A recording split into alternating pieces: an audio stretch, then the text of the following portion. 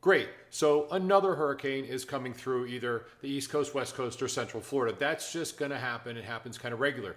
Are you prepared? There's a checklist here for you. It's going to be at the link down below. Grab that checklist, download it, kind of go through it, see if it applies, maybe add what's important. Let's cover some of the things you need to do to be properly prepared for an oncoming tropical storm or hurricane.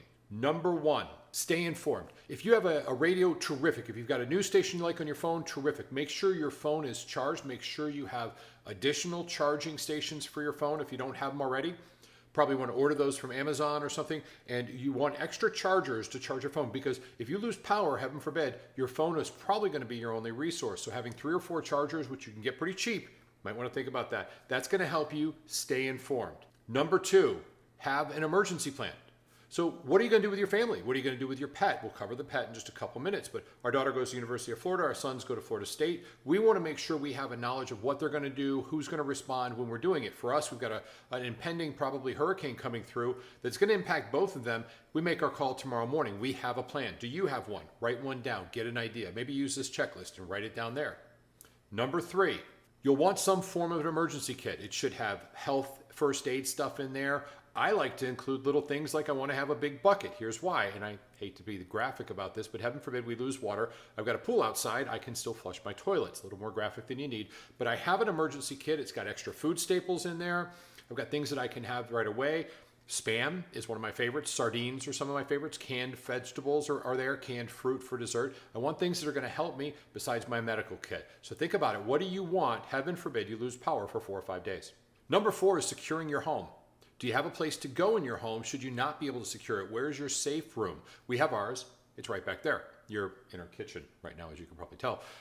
What is your plan to secure your property? Do you have plywood already set up? If not, maybe you should consider getting some. Even if you can't secure all of the windows, secure the ones that you feel might take the biggest brunt or are the weakest, and continue to add to your hurricane preparedness. You'll use this year over year over year. I mean, every 4 or 5 years, you're going to have an opportunity where you're going to need this. So keep it, build it. If you can do it right now, if there's a storm coming, because there is when I'm filming this, get whatever you can and protect the rooms and the windows that are the most exposed. But definitely work on that and have a safe room. Heaven forbid something should fail.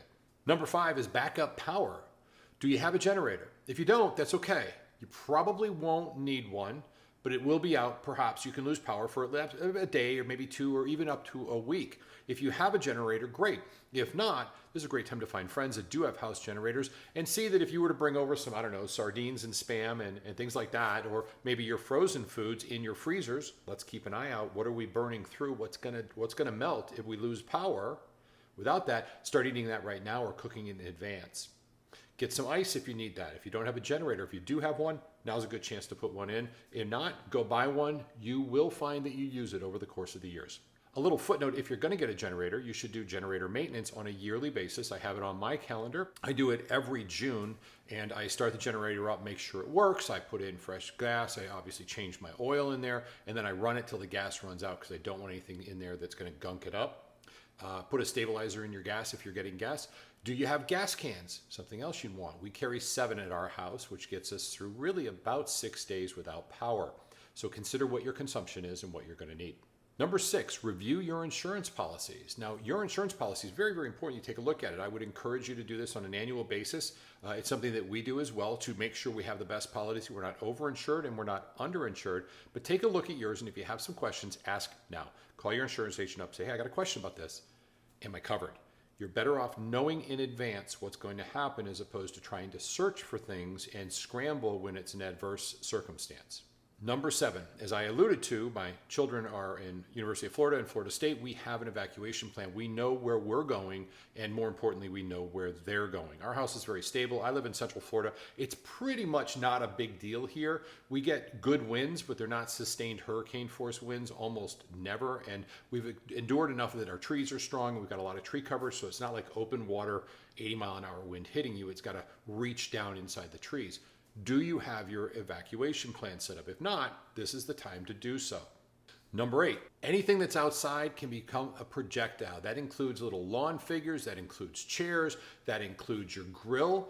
I'm going to put a picture of how I secured my grill in our last really big storm. It's a little bit Cuban. I can say that. My wife is Cuban, and that's what she calls it. But also, I throw everything in my pool or I bring it inside because I don't want things flying around and breaking windows. Or equally as importantly, I don't want them flying into a neighbor's house too. So take a look at what's around your house because you're going to want to be aware of that. Let's go to number 9, which is getting fuel. Top off your fuel tanks in your cars. You can use those for your generator if your generator runs low, because chances are if we're out of power, there's a good chance you won't be driving around a lot of places. So have that extra fuel in your vehicle for sure, as well as in your gas tanks. Number 10, medical supplies. Do you have your scripts? Are you sure your scripts are good for the next 2 weeks? If not, this is the time to check. When you see that there's a possibility for a storm, do you have enough? You call your doctor, say, listen, there's going to be a storm. I want to make sure I get my medicine. Can you give me an advance scription for this? Almost every time they'll say yes for that. They should be able to take care of you. There's certain things that they can't do that for because of federal guidelines. But usually those aren't the stuff we need, like insulin, if that's what you need, or certain prescriptions that'll really help you. So make sure you're planning on your medicine too. That is so important. Number 11 is your communication plan. How are you communicating? If you've got children, as we do they have battery packs so that you know you can let them find out if they're safe once the storm blows over? Whatever that case may be, how is it happening? Is it by phone? Is it by text? By WhatsApp? Whatever the case may be, through third-party friends that we have. Do you have friends and numbers of people that are surrounding people important to you? If you have a parent living on the coast, do you know their next-door neighbor's cell phone numbers? We want to check all the options to make sure that you have access and communicate well with the people that are important to you in case the storm's coming through. Number 12 is cash reserves. Sometimes the ATMs aren't going to work. Sometimes you need to have cash on hand. If you have the opportunity to do so, take some extra cash out of the bank. A couple $100 should be fine. If you can get a couple thousand, terrific. But just have it where you can get to it. And then once the storm's over, put it right back in your bank account. It's better to have it if you need it than to risk it and not have it when you actually need that money and it's going to make a difference. Number 13, this is important to me because of Scotch the Wonder Dog. But our pet medications, our pet food, everything we need to make sure our pet is safe through this process as well. Now remember, and this is important, heaven forbid a window breaks. You're going to have to be able to secure your pet away from broken glass. Otherwise, it will cut their paws up horribly bad. Now, I've learned that the hard way. It is important to recognize that if you have a pet, you're absolutely going to have to make sure that you can confine them. And I would also suggest one of the options you may have, as opposed to taking them out in a storm, if it's taking a little longer, set up a place in the garage where they can actually use the toilet and go to the bathroom if they need be. That's usually a pretty sheltered area if your cars aren't completely packed in there. But think about your pets through this process as well. Number 14 is any special needs you may have. Now, the checklist that I have it's downloadable right away. You can click on it. There's a link for it. It's a Google document. You could literally just bring it over and print it right now. The checklist will be very, very helpful. I want you to take this and use that as your best tool to help you get properly prepared. And I'll include my list in that as well, so you get a little bit of both with there too. But the question that comes up is, are there any special needs? Is there anything special you've got to prepare for that you need to have right away? Like you can see, we've got a gas range, so we're going to be able to cook with that, which is terrific. But our fridge over here may be out. So how am I preparing for my food preparation? How am I preparing for extra people coming here? Is there a place where I have a room that is a safe and secure room that they can sleep? Where will we sleep during the storm? Think about that. If the storm comes, I've got glass all in front of me in my house right here. So this is kind of an off-limits area. We're really not going to be here during the storm. Now on either end are two very secured bedrooms, and one of them faces east, the other one faces west. Both are north and south facing. One's going to be a better place to be during the storm. So we're going to sleep there if the storm gets to the point where we're worried about it. So just start thinking, how is the wind spinning? How's it going to hit my house? I also strongly suggest that you take a look up. Are there overlying trees that you need to be aware of that, heaven forbid, one of the branches to break? What part of the house would that hit if it in fact would hit your house? All these will give you a great sense of security. And the last one, stay put. Once it starts, you're going to want to go out and take a look. I know, I did too. You go out the front door or out the back door, whichever doesn't have the wind. Watch everything howl past you. But when it gets pretty tough, gets pretty strong, get back inside. Don't drive anywhere. Don't go anywhere. Stay put. Your safety is the most important thing. Now, Jackie's obviously not here with me on this video. She's out actually up with our daughter, making sure that she's safe because we have a potential storm coming through. Right now is the 28th of August, 2023. This checklist will help you forever.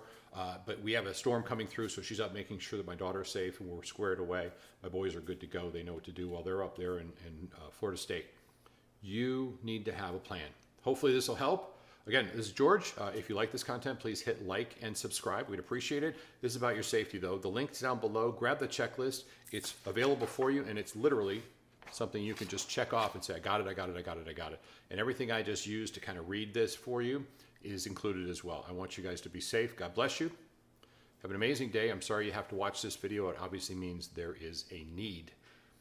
We'll see you on the other side. Be safe. Bye now.